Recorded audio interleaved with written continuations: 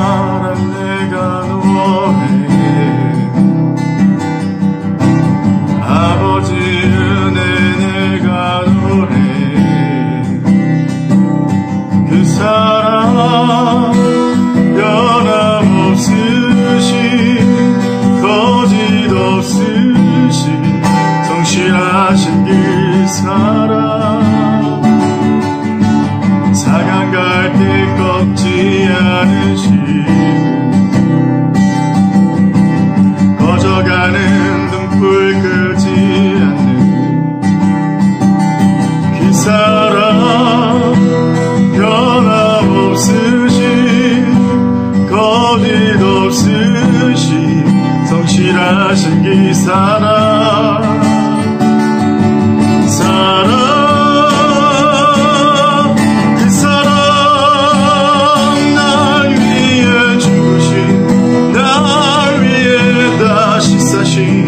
예수 그리스도 다시 오실 그 사랑 죽음도 생명도 천사도 하늘의 어떤 권세도 끊을 수 없는 영원한 그 사랑 예수 아멘 그 사랑 나 위에 죽으신 나 위에 다시 사신 예수 그리스도 다시 오실 그 사랑 죽음도 생명도 천사도 하늘의 어떤 곳에도 끊을 수 없는 영원한 그 사랑 예수 아멘 그 사랑 날 위해 죽으신 날 위해 다시 사신 예수 그리스도 다시 오실 그 사랑 죽음도 생명도 천사도 하늘의 어떤 권세도 끊을 수 없는 영원한 그 사랑 예수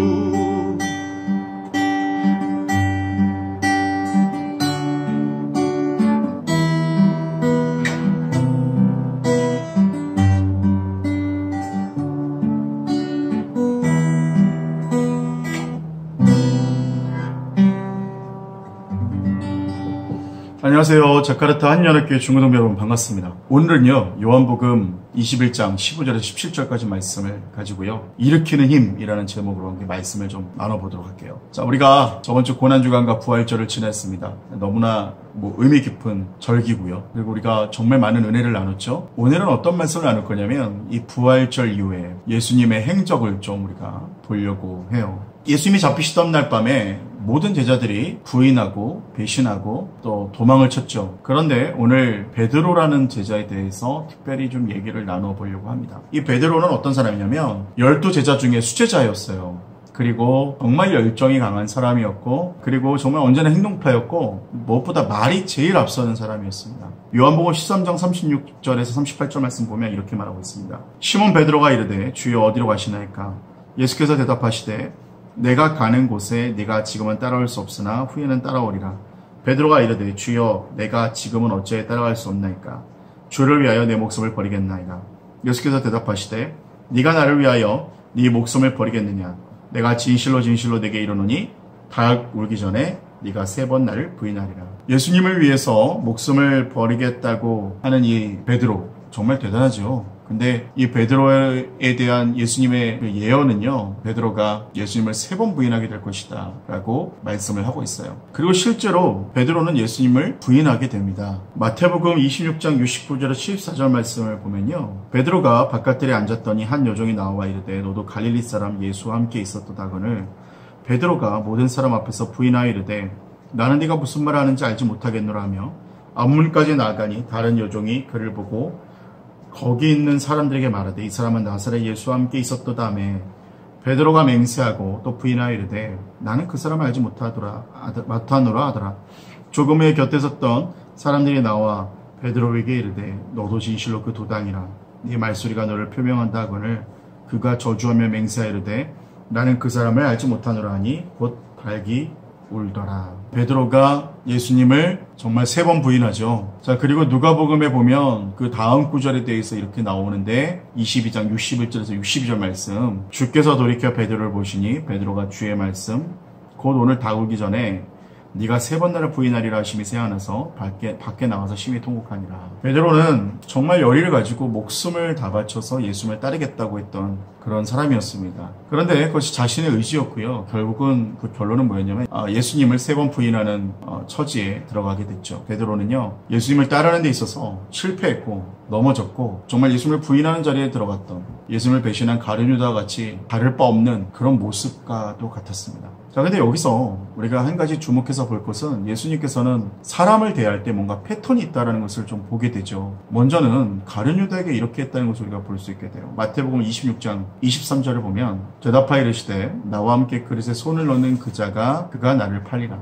예수님께서 팔리실 때 가룟 유다가 팔 것이라는 것을 알고 계셨어요. 이상하진 않죠. 이상하진 않은데 문제는 뭐냐면 예수님께서 가룟 유다가 배신할 것을 알고 계셨는데 그것을 알려주셨다라는 거예요. 만약에 가룟 유다를 막을 생각이 있다거나 가룟 유다를 좀 책망할 마음이 있었다면 오늘 이런 식으로 얘기하시면 안 되죠. 좀 다르게 얘기하셨어야 될 거 아닙니까? 오늘 이렇게 말하셨다라는 것은 무엇이냐면 예수님께는 뭔가 다른 의도가 있었다라는 거예요. 그 의도는 무엇이냐면 바로 회개할 기회를 주시는 것이죠. 용서할 기회, 돌이킬 기회, 그리고 다시 일어설 기회를 주시는 겁니다. 이게 바로 예수님의 패턴이에요. 자, 그러니까 오늘 본문의 말씀을 다시 아까 제가 읽어드렸던 그 말씀을 보면요, 예수님의 패턴이 보이게 됩니다. 예수님께서 베드로에게 네가 나를 3번 부인할 거다라고 말씀하셨던 그 이유가 무엇일까요? 오늘 예수님의 패턴이 보이게 되는 거예요. 무슨 말이냐면 베드로가 3번 나를 부인할 것을 내가 알고 있기 때문에 이미 알고 있었고 내가 너를 이미 용서할 마음의 준비가 있다. 그리고 베드로가 그것을 알게 됐다면, 예수님이 이미 알고 계셨다라고 한다면 베드로에게도 스스로 삶을 포기하지 않을 수 있는 어떤 뭔가가 있지 않았겠습니까? 베드로는요, 죄책감이 있어도 살았고 유다는 죄책감 때문에 극단적인 선택을 하는 모습을 보게 됩니다. 마태복음 27장 5절에 보면 유다가 은을 성소에 던져놓고 물러가서 스스로 목매어 죽은지라 라고 말을 하고 있어요. 여러분, 오늘 이 두 가지 사건을 보면서 이 두 사람이 정말 다른 선택을 하는 모습을 볼 수 있게 되죠. 자, 여러분, 다니엘 선교사님이라는 분이 있는데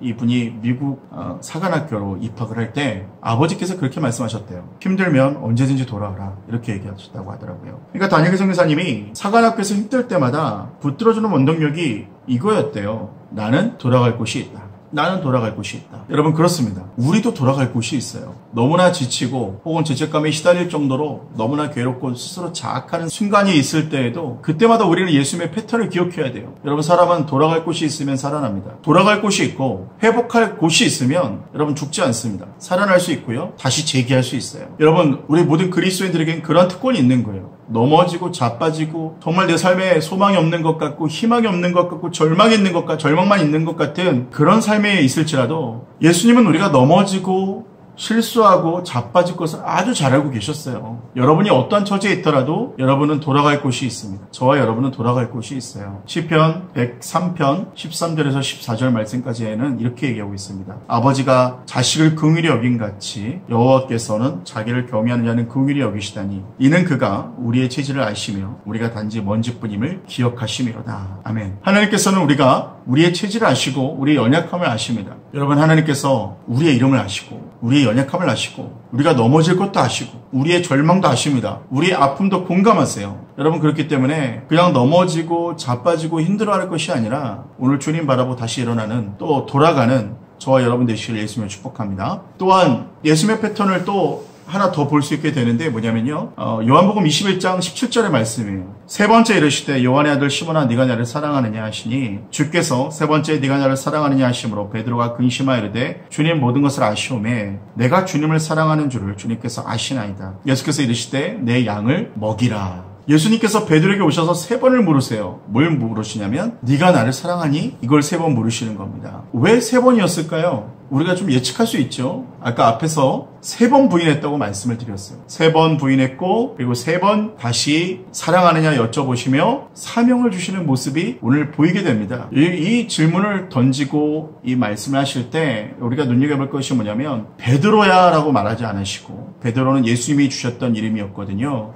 요한의 아들 시몬아, 옛 이름으로 부르시는 거예요. 그렇게 말씀을 하시면서 오늘 이 패턴이 뭘까요? 네가 나를 사랑하니 라는 3번의 패턴을 통해서 예수님께서 베드로를 용서하시는, 그 실수를 만회하게 하시는 그 모습을 보게 되고요. 요한의 아들 시몬아 라고 얘기를 하는 모습을 보면서 더 이상 내가 할 수 있습니다. 내가 할 수 있습니다. 라고 말하는 그 내 자아가 살아있는 모습이 아니라 이제는 내 자아가 무너지고 아무것도 아니었던 나, 정말 주님이 아니면 아무것도 아니었던 나로 돌아가서 이제는 정말 다시 주님만 붙들고 주님만 의지하고 다시 일어날 수 있게 해주시는 그 하나님의 은혜가 있다라는 것입니다. 여러분, 부활 이후에 예수님께서 하셨던 일은 다른 것이 아니었어요. 그 어떤 것보다 가장 먼저 했던 일은 무엇이었냐면 절망하고 넘어져 있고 비참하게 무너져 있던 그 베드로의 삶, 제자들의 삶을 일으켜 세우시는 장면이 있었다라는 거예요. 여러분, 부활을 지나가면서 여러분 지금 절망하는 가운데 있고 넘어져 있는 가운데 있고 또 우리의 삶 가운데서, 앞으로의 삶 가운데서 사명을 잃고 절망하고 나는 정말 안 될 거야 라고 하는 그런 상황 가운데 있을 때 우리 오늘 2가지를 기억해야 돼요. 첫 번째, 나는 돌아갈 곳이 있다. 나는 언제라도 돌아갈 곳이 있다. 넘어지고 자빠지고 이제는 정말 안 될 것 같은 그때에도 나는 돌아갈 곳이 있다. 2번째로는 이제는 더 이상 나의 자아, 나의 어떠함, 내가 나된 것으로 인하여 그것을 의지하는 것이 아니라 이제는 정말 주님만 의지합니다. 이제는 정말 주님만 붙듭니다. 라는 고백으로 다시 한 번 더 일어서는 저와 여러분 되시길 예수님을 축원합니다. 그것이 예수님의 패턴이고요. 다시 일으키시는 힘을 주시는 주님 앞으로 나아가서 다시 한 번 더 주님 앞에 돌이키고 다시 한 번 더 이제는 나의 힘이 아니라 주님의 능력으로 일어나는 저와 여러분 되시기를 예수님의 이름으로 축원합니다. 하늘에 계신 우리 아버지여, 이름이 거룩히 여김을 받으시오며 나라의 마옵시며 뜻이 하늘에서 이룬 것 같이 땅에서도 이루어지리이다. 오늘날 우리에게 일용할 양식을 주옵시고 우리가 우리에게 죄 지은 자를 사하준 것 같이 우리 죄를 사하여 주옵시고 우리를 시험에 들게 하지 마옵시며 다만 악에서 구하시옵소서. 대개 나라와 권세와 영광이 아버지께 영원히 있사옵나이다. 아멘.